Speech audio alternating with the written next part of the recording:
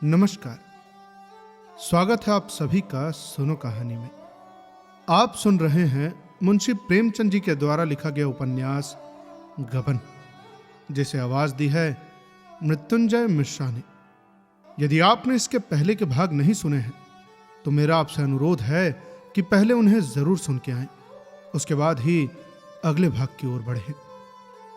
कहानी के पिछले भाग में हमने सुना कि रामानाथ जालपा के गहने चुराने में सफल रहता है। अब आगे भाग 3। सवेरा होते ही दयानाथ गहने लेकर सर्राफ के पास पहुंचे तथा हिसाब होने लगा। सर्राफ के 1500 आते थे, मगर वो सिर्फ 1500 के गहने लेकर संतुष्ट न हुआ। बिके हुए गहनों को वो बट्टे पर ही ले सकता था। अब विक्रय हो चुकी चीज कौन वापस लेता है? जाकड़ पर दिए होते तो दूसरी बात थी। अब इन चीजों का तो सौदा हो चुका था ना। उसने कुछ इस तरह व्यापारिक सिद्धांत की बातें की कि दयानाथ को कुछ ऐसे शिकंजे में कसा कि बेचारे को हाँ हाँ करने के अलावा और कुछ न सूझा। अब दफ्तर का बाबू भला चालाक दुकानदार से क्या पेश आता? 1500 में 2500 के गहने भी चले गए, ऊपर से 50 और शेष रह गए। इस बात पर पिता पुत्र में कई दिन खूब वाद विवाद हुआ। दोनों एक दूसरे को दोषी ठहराते रहे। कई रोज आपस में बोलचाल बंद रही, परंतु उस चोरी का हाल गुप्त रखा गया। पुलिस को खबर हो जाती तो भांडा फूटने का डर था। जालपा से यही कहा गया कि माल तो मिलेगा नहीं, व्यर्थ का झंझट भले ही होगा। जालपा ने भी सोचा, जब माल ही नहीं मिलेगा तो रपट क्यों की जाए। जालपा को गहनों से जितना प्रेम था उतना कदाचित संसार की और किसी अन्य वस्तु से नहीं था। और फिर उसमें आश्चर्य की कौन सी बात थी? जब वो 3 साल की अबोध बालिका थी, उस समय उसके लिए सोने के चूड़े बनवाए गए थे। दादी जब उसे गोद में खिलाने लगती तो गहनों की ही चर्चा करती। तेरा दूल्हा तेरे लिए बड़े सुंदर आभूषण लाएगा, ठुमक ठुमक कर चलेगी। जालपा मासूमियत से पूछती, चांदी के होंगे कि सोने के दादी जी? दादी कहती, अरे सारे सोने के होंगी बेटी, चांदी के क्यों लाएगा? चांदी के लाए तो तुम उठाकर उसके मुंह पर फेंक देना। मान की छेड़ कर कहती, चांदी के तो लाएगा ही, सोने के उसे कहां मिल जाएंगे? जालपा रोने लगती। इस पर बूढ़ी दादी, मान की, घर की महरिया, पड़ोसिने तथा दीनदयाल सब हंसते। उन लोगों के लिए तो यह विनोद का शेष भंडार था।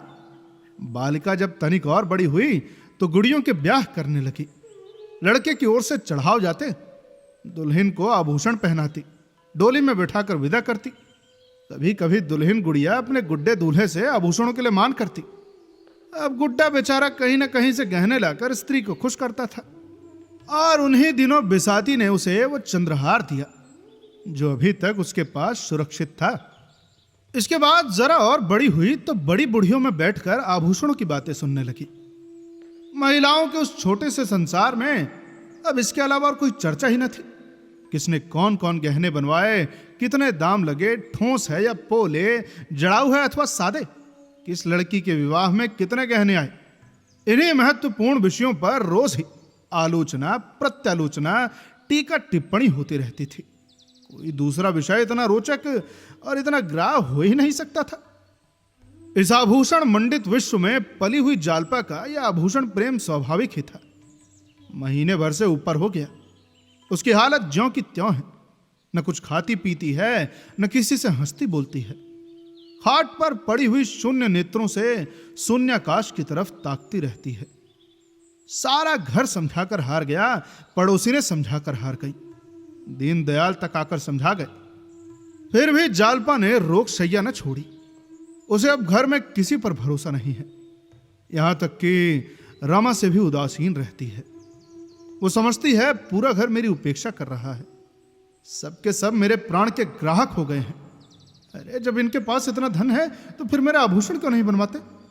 अब जिससे हम सबसे अधिक स्नेह रखते हैं उसी पर सबसे अधिक क्रोध भी करते हैं। जालपा को सबसे ज्यादा क्रोध रमानाथ पर था। अगर ये अपने माता पिता से जोर देकर कहते तो कोई इनकी बात न टाल सकता, मगर ये कुछ कहें भी, इनके मुंह में तो दही जमा हुआ है। अरे मुझसे प्रेम होता तो इस प्रकार निश्चिंत न बैठे रहते। जब तक सारी चीजें न बनवा लेते रात को नींद ना आती। बस मुंह देखे कि मोहब्बत है, माँ बाप से कैसे कहें। अरे जाएंगे तो अपनी ही तरफ ना, मैं कौन हूं। वो रमा से सिर्फ खिंची ही ना रहती, वो कभी कभी कुछ पूछता तो 2-4 जली कट्टी सुना देती। बेचारा अपना समूह लेकर रह जाता। गरीब अपनी ही लगाई हुई आग में जल रहा था। अगर वो जानता कि उन डींगों का ये फल होगा तो वो जबान पर मुहर लगा लेता। फिक्र और ग्लानि उसके मन को कुचले डालती थी। कहां सुबह से शाम तक हंसी कह कहे सैर सपाटे में कटते थे, कहां अब नौकरी की खोज में ठोकर खाता फिरता था। सारी मस्ती गायब हो गई बाबू की। बार बार अपने पिता पर गुस्सा आता। ये चाहते तो 2-4 महीने में सब रुपए अदा हो जाते, मगर इन्हें क्या फिक्र। मैं चाहे मर जाऊं पर ये अपनी जिद न छोड़ेंगे। उसके प्रेम से भरे हुए निष्कपट हृदय में आग सी सुलगती रहती थी। जालपा का मुरझाया हुआ चेहरा देखकर उसके मुंह से ठंडी सांस निकल जाती थी। वो सुखद प्रेम स्वप्न इतने शीघ्र भंग हो गया। क्या वे दिन फिर कभी आएंगे? अरे 3000 के गहने कैसे बनेंगे? यदि नौकर भी हुआ तो ऐसा कौन सा बड़ा ओहदा मिल जाएगा? 3000 तो शायद 3 जन्म में भी ना इकट्ठे हो। वो कोई ऐसा उपाय सोच निकालना चाहता था जिससे वो जल्द से जल्द अतुल संपत्ति का मालिक हो जाए।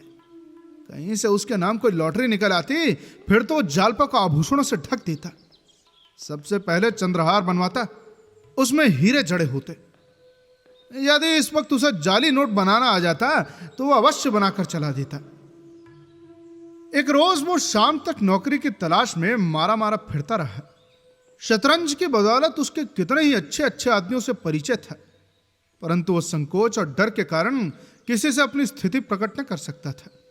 यह भी जानता था कि ये मान सम्मान उसी समय तक है जब तक किसी के सामने सहायता के लिए हाथ नहीं फैलाता। ये आन टूटी फिर कोई बात भी न पूछेगा। कोई ऐसा भला मानस न दिखता था जो सब कुछ बिना कहे जान जाए तथा उसे कोई अच्छी सी जगह दिला दे। आज उसका मन बहुत खिन्न था।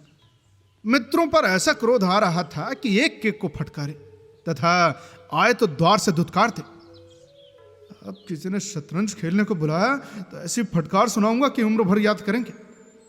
मगर वो जरा गौर करता तो उसे मालूम हो जाता कि इस विषय में मित्रों का उतना दोष न था जितना स्वयं उसका। कोई ऐसा मित्र न था जिससे उसने बढ़ चढ़कर बातें न की हो। ये उसका स्वभाव था। घर की असली दशा वो सदैव बदनामी की तरह छिपाता रहता, और ये उसी का परिणाम था कि इतने मित्रों के होते हुए भी वो व्यर्थ था।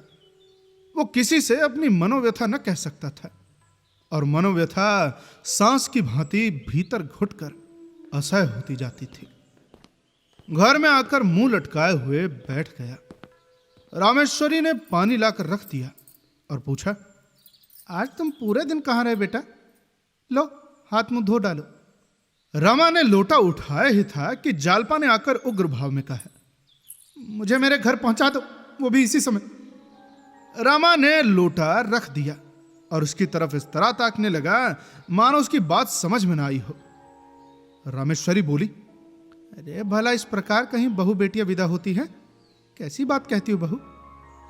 जालपा, मैं उन बहू बेटियों में नहीं हूं। मेरा जिस वक्त मन चाहेगा जाऊंगी, जिस वक्त मन करेगा रहूंगी।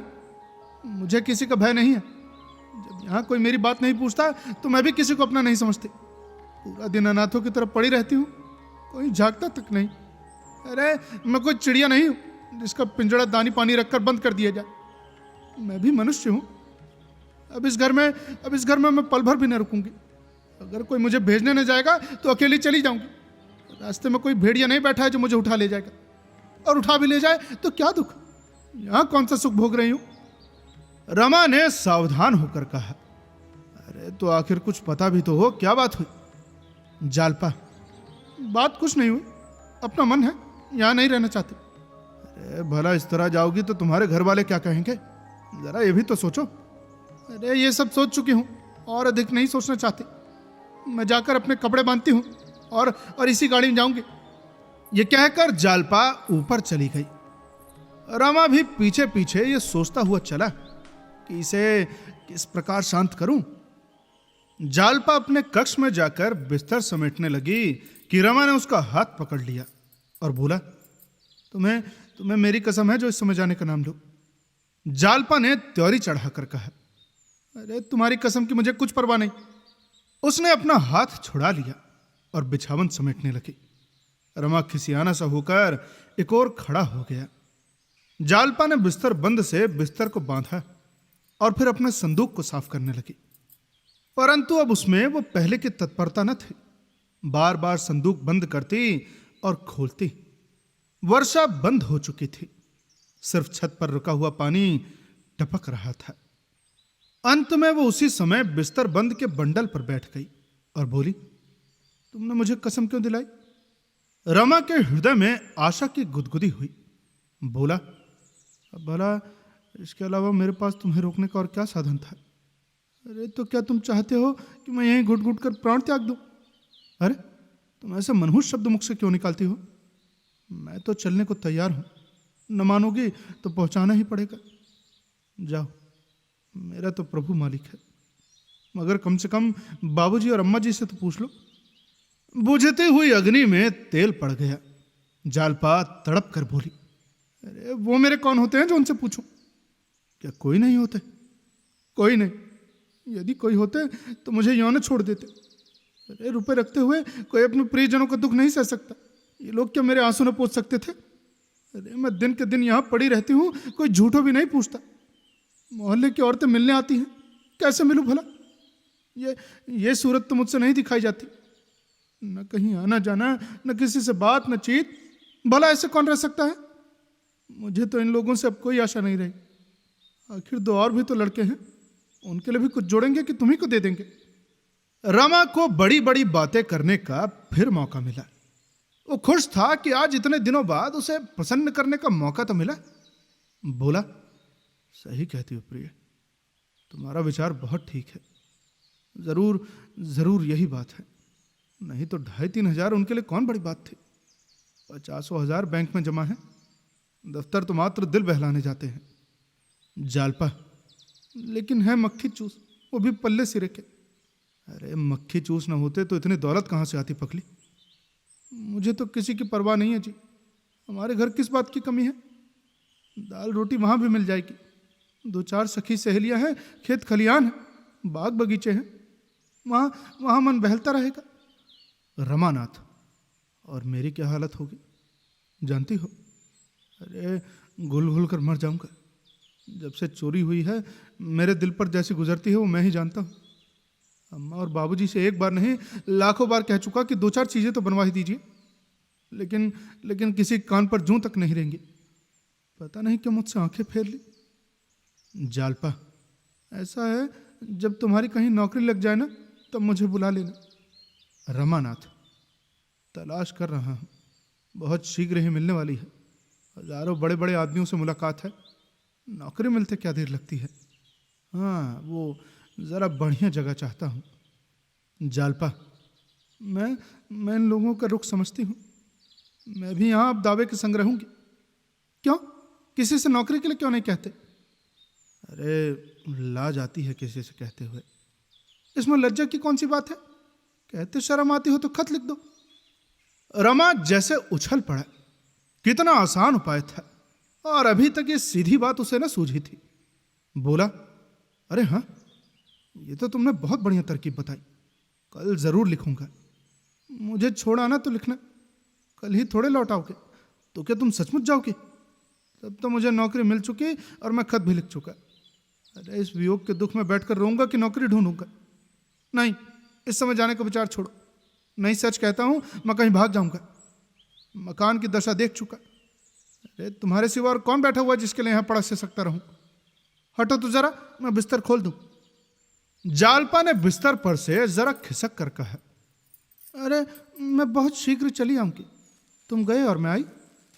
रमानाथ ने बिस्तर खोलते हुए कहा, जी नहीं, क्षमा कीजिए, मैं इस धोखे में नहीं आता।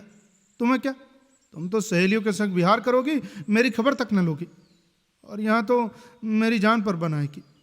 इस घर में फिर किस तरह कदम रखा जाएगा? जालपा जैसे एहसान जताते हुए बोली, आपने मेरा बंधा बंधाया बिस्तरा खोल दिया, नहीं तो आज कितने मजे से घर पहुंच जाती। शहजादी सच कहती थी, मर्द बड़े टोनहे होते हैं। मैंने तो आज पक्का इरादा कर लिया था कि चाहे ब्रह्मा भी उतर आए, पर मैं सुनूंगी नहीं। पर तुमने 2 ही मिनट में मेरे सारे मंसूबे चौपट कर दिए। अच्छा, कल खत जरूर लिखना। बिना कुछ पैदा किए अब निर्वाह नहीं है। कल क्यों, मैं इसी समय जाकर 2-3 चिट्ठियां लिखता हूं। जालपा, अरे तो पान तो खाते जाओ। रमानाथ ने पान खाया और मर्दाने कमरे में आकर पत्र लिखने बैठा, मगर फिर कुछ सोचकर उठ खड़ा हुआ और फिर एक और को चल दिया। स्त्री का सप्रेम आग्रह पुरुष से क्या नहीं करा सकता। रमा के परिचितों में एक रमेश बाबू म्युनिसिपल बोर्ड में हेड क्लर्क थे। आयु तो 40 के ऊपर थी, मगर थे बड़े रसिक। शतरंज खेलने बैठ जाते तो सवेरा कर देते, यहां तक कि दफ्तर भी भूल जाते। न आगे नाथ न पीछे पगहा। जवानी में ही स्त्री मर गई थी, दूसरा ब्याह नहीं किया। उस एकांत जीवन में अलावा विनोद के और क्या विलंब था। चाहते तो हजारों के ब्यारे न्यारे करते, पर रिश्वत की कौड़ी भी हराम समझते थे। रमा से बड़ा प्रेम रखते थे, और भला कौन ऐसा निठल्ला था जो रात भर उनसे शतरंज खेलता। आज कई रोज से बेचारे बहुत व्याकुल हो रहे थे। शतरंज की एक बाजी भी न हुई। अब भला अखबार कहां तक पढ़ते। रमा इधर 1-2 दफा अवश्य आया, पर बिसात पर न बैठा। रमेश बाबू ने मोहरे बिछा दिए, उसको पकड़कर बैठाया, मगर वो बैठा नहीं। अब भला वो क्यों शतरंज खेलने लगा। अरे बहू आई है, उसका चेहरा देखेगा, उससे प्रेमालाप करेगा कि इस बुढ़े के साथ शतरंज खेलेगा। कई दफा जी में आया कि उसे बुलवाए, पर यह सोचकर कि वो क्यों आने लगा, रह गए। अब बेचारे कहां जाए। सोचा कि सिनेमा ही देखाएं, अब किसी प्रकार समय तो कटे। सिनेमा से उन्हें बहुत प्रेम न था, पर इस समय उन्हें सिनेमा के सिवा और कुछ न सूझा। कपड़े पहने और जाना ही चाहते थे कि रमा ने कमरे में प्रवेश किया। रमेश उसे देखते ही गेंद की भांति लुढ़क कर द्वार पर जा पहुंचे और उसका हाथ पकड़कर बोले, अरे आइए आइए बाबू रमानाथ साहब बहादुर। अरे तुम तो इस वृद्ध को बिल्कुल भूल ही गए भाई। हाँ भाई, अब क्यों आओगे। प्रेमिका की रसीली बातों का मजा यहाँ कहाँ। चोरी का कुछ पता चला। रमानाथ, नहीं कुछ भी नहीं। रमेश, अरे बहुत बढ़िया हुआ कि थाने में रपट नहीं लिखाई, नहीं 100-200 के मट्ठे और जाते। बहू को तो बहुत दुख हुआ होगा। रमानाथ, अरे कुछ पूछिए मत, तभी से दाना पानी छोड़ रखा है। मैं तो एकदम परेशान हो गया हूँ। जी में आता है कि कहीं भाग जाऊं। बाबूजी तो सुनते ही नहीं है। अरे अब बाबूजी के पास क्या कारू का खजाना रखा हुआ है। अभी 4-5 हजार व्यय किए हैं भाई, फिर कहाँ से लाकर आभूषण बनवाते। 10-20 हजार रुपये होंगे तो फिर अभी 2 बच्चे भी तो सामने हैं। और फिर नौकरी का क्या विश्वास भाई। 50 रुपये आखिर होता ही क्या है। रमानाथ, लेकिन मैं तो मुसीबत में फंस गया। पता होता है कि कहीं नौकरी करनी पड़ेगी। आराम से खाते और मौज उड़ाते थे, नहीं तो बैठे बैठाए इस माया जाल में फंसे। अच्छा आप बतलाइए कि कहीं नौकरी चाकरी का सहारा है कि नहीं। रमेश ने ताक पर से मोहरे और बिसात उतारते हुए कहा, अच्छा आओ एक चाल हो जाए, फिर इस मसले को सोचेंगे। इसे जितना सरल समझ रहे हो उतना सरल नहीं है। अच्छे अच्छे धक्का खा रहे हैं। अरे नहीं, मेरा तो इस समय खेलने को जी नहीं चाहता। अब जब तक ये प्रश्न न हल हो जाएगा मेरे होश ठिकाने नहीं आएंगे। रमेश बाबू ने शतरंज के मोहरे बिछाते हुए कहा, अरे आओ बैठो यार, एक दफा तो खेल लो, फिर सोचेंगे क्या हो सकता है। नहीं साहब, जरा भी मन नहीं चाहता। अरे मैं जानता कि सिर मुड़ाते ही ओले पड़ेंगे तो मैं शादी के नजदीक ही न जाता। अजी 2-4 चाले चल लो, आप ही मन लग जाएगा। जरा अक्ल की गांठ तो खुले। बाजी आरंभ हुई। कई मामूली चालों के बाद रमेश बाबू ने रमा का रुख पीट लिया। रमानाथ, ओह क्या भूल हुई। रमेश बाबू की आंखों में नशे की सी लाली उभरने लगी। शतरंज उनके लिए शराब से कम मादक नहीं था। बोले, अरे बोहनी तो अच्छी हुई, तुम्हारे लिए मैं एक जगह सोच रहा हूं, लेकिन वेतन बहुत कम है, मात्र 30 रुपए। ये रंगी दाढ़ी वाले खां साहब नहीं है, उनसे काम नहीं होता भाई। अब कई बार उन्हें बचा चुका हूं। सोचता था कि जब तक किसी प्रकार काम चले बने रहे। बाल बच्चे वाले आदमी हैं, वो तो बेचारे कई दफा कह चुके हैं कि मुझे छुट्टी दे दीजिए। खैर तुम्हारे लायक तो वो जगह नहीं है, अब चाहो तो कर लो। ये कहते हुए रमा का फीला मार दिया। रमा ने फीले को सर पर उठाने का प्रयत्न करके कहा, आप मुझे बातों में लगाकर मेरे मोहरे उड़ाते जाते हैं, इसका प्रमाण नहीं, लाओ मेरा फीला। देखो भाई चालाकी न करो, मैंने तुम्हारा फीला जबरदस्ती तो नहीं उठाया। हाँ तो तुम्हें वो नौकरी मंजूर है? आय तो 30 ही है। हाँ आय तो कम है, मगर शायद आगे चलकर बढ़ जाए। मेरी तो राय है कि कर लो। चलिए सही बात है, आपकी सलाह है तो कर लूँगा। देखो जगह आमदनी की है, मियाँ ने तो उसी नौकरी पर रहते हुए लड़कों को MA LLB सब करा लिया। 2 कॉलेज में पढ़ते हैं, लड़कियों की शादियाँ बढ़िया घरों में की है। हाँ ज़रा समझ बूझ कर काम करने की आवश्यकता है। अरे आमदनी की मुझे परवाह नहीं है, रिश्वत कोई बढ़िया चीज़ तो है नहीं। अरे अत्यंत खराब, मगर बाल बच्चों के आदमी क्या करे? 30 रुपये में गुजर नहीं हो सकता भाई। मुझे ही देखो, मैं अकेला आदमी हूँ, मेरे लिए 150 बहुत है, कुछ बचा भी लेता हूँ। लेकिन जिस घर में बहुत से आदमी हैं, लड़कों की पढ़ाई हो, लड़कियों की शादियाँ हो, वो व्यक्ति क्या कर सकता है? अब जब तक छोटे छोटे आदमियों की आय इतनी न हो जाएगी कि भलमानसी के साथ निर्वाह कर सके, तब तक रिश्वत बंद न होगी। यही रोटी दाल घी दूध तो वो भी खाते हैं, फिर एक को 30 रुपए तथा दूसरे को 300 रुपए क्यों देते हैं? रमा का फर्जी पिट गया। रमेश बाबू ने बहुत जोर से कहा मारा। रमा ने रोष के साथ कहा, देखिए यदि आप चुपचाप खेलते हैं तो खेलिए, नहीं मैं जाता हूं। मुझे बातों में लगाकर सभी मोहरे उड़ा लिए। अच्छा साहब, अब बोलूं तो जवान पकड़ लीजिए। अच्छा ये लो शे। अच्छा तो ऐसा करो कि तुम कल अर्जी दे दो। उम्मीद तो है कि तुम्हें जगह मिल जाएगी, लेकिन जिस दिन जगह मिले मेरे साथ रात भर खेलना होगा। अरे आप तो 2 ही मातों में विलाप करने लगते हैं। अजी वो दिन बीत गए जब आप मुझे मात दिया करते थे। आजकल चंद्रमा बलवान है। इधर मैंने एक मंत्र सिद्ध किया है, क्या मजाल की कोई हरा सके। ये लीजिए फिर से। मन तो चाहता है कि दूसरी बाजी मात देकर जाऊं, मगर देर हो जाएगी। अजी देर क्या होगी, अभी तो 9 बजे हैं, खेल लो, मन का अरमान निकल जाए। अरे ये लो शेर मात। रमानाथ, ठीक है तो फिर कल की रही। कल ललकार कर 5 मातें न दी तो कहिएगा। अजी जाओ भी, तुम मुझे क्या मात दोगे? साहस हो तो अभी सही। अच्छा आइए, आप भी क्या कहेंगे, लेकिन मैं 5 बाजियों से कम न खेलूंगा। अरे 5 नहीं तुम 10 खेलो जी, पूरी रात तो अपनी है। तो चलो फिर खाना खा लेते हैं, फिर निश्चिंत होकर बैठेंगे। तुम्हारे घर कहलवा देता हूं कि आज यहीं सोएंगे, प्रतीक्षा न करें। दोनों ने भोजन किया तथा फिर शतरंज पर बैठे। पहली बाजी में 11 बज गए। रमेश बाबू की जीत रही, दूसरी बाजी भी उन्हीं के हाथ रही। तीसरी बाजी समाप्त हुई तो 2 बज गए। रमानाथ, यार अब तो मुझे नींद आ रही है। अरे तो मुंह धो डालो, बर्फ रखी हुई है। मैं तो 5 बाजियां खेले बगैर सोने नहीं दूंगा। रमेश बाबू को यह यकीन हो रहा था कि आज मेरा सितारा बुलंद है, नहीं तो रमा को लगातार 3 मात देना आसान न था। वो समझ गए थे कि इस समय चाहे जितनी बाजियां हो जाएं, जीत मेरी ही होगी। मगर जब चौथी बाजी हार गए तो ये यकीन जाता रहा। उल्टे ये डर हुआ कि कहीं लगातार न हारता जाऊं। बोले, अब सो जाना चाहिए। क्यों, 5 बाजियां पूरी नहीं खेलिएगा? अरे कल दफ्तर भी तो जाना है।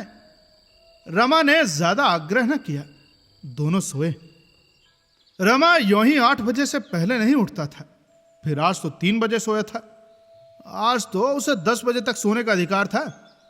वहीं रमेश नियमानुसार 5 बजे उठ गए, स्नान किया, संध्या की, घूमने गए और 8 बजे लौटे। परंतु रमा अभी तक सोया ही रहा। आखिर में जब 9:30 बज गए तो उन्होंने उसे जगाया। रमा ने बिगड़ कर कहा, अरे यार नाहक जगा दिया, ऐसी आनंद की नींद आ रही थी। अरे वो अर्जी नहीं देनी तुमको? अरे आप दे दीजिएगा, और कहीं साहब ने बुलाया तो मैं ही चला जाऊंगा क्या? हाँ हाँ, अरे जो चाहे वो कीजिए, मुझे सोने दीजिए। रमा फिर लेट गया और रमेश ने भोजन किया, कपड़े पहने तथा दफ्तर जाने को तैयार हुए। उसी समय रमानाथ हड़बड़ा कर उठा और आंखें मलते हुए बोला, अरे अरे मैं भी चलूंगा। रमेश, अरे मुंह हाथ तो धो लो मानस। रमानाथ, मगर मगर आप तो चले जा रहे हैं। रमेश, अरे नहीं, अभी 15-20 मिनट तक ठहर सकता हूं, तैयार हो जाओ। अरे मैं तैयार हूं, वहां से लौटकर घर जाकर भोजन करूंगा। अरे भाई, कहता तो हूं कि अभी आध घंटे तक ठहरा हुआ हूं। रमा ने 1 मिनट में मुंह धोया, 5 मिनट में भोजन किया और झटपट रमेश के साथ दफ्तर चला। रास्ते में रमेश ने मुस्कुरा कर कहा, घर क्या बहाना बनाओगे, कुछ सोच रखा है? रमानाथ, अरे कह दूंगा कि रमेश बाबू ने आने ही नहीं दिया। रमेश, अरे मुझे गालियां दिलवाओगे और क्या, फिर कभी नहीं आने पाओगे। ऐसा स्त्री भक्त नहीं हूं। हाँ ये तो बता दीजिए, मुझे अर्जी लेकर साहब के पास तो नहीं जाना पड़ेगा। रमेश, अरे तो और क्या तुम समझते हो घर बैठे नौकरी मिल जाएगी? महीनों दौड़ना पड़ेगा, महीनों 20 सिफारिशें लगानी पड़ेंगी, सुबह शाम हाजिरी देनी पड़ेगी। अरे क्या नौकरी मिलना इतना सरल है? तो मैं ऐसी नौकरी से बाज है, मुझे तो अर्जी लेकर जाते ही लज्जा आती है। कुछ हमसे कौन करेगा? पहले तो मुझे क्लर्कों पर बड़ी हंसी आती थी, लेकिन वही भला मेरे सिर पड़ी। साहब डांट वाट तो न बताएंगे भाई? रमेश, अरे बुरी तरह डांटते हैं, लोग उसके समक्ष जाते हुए कांपते हैं भाई।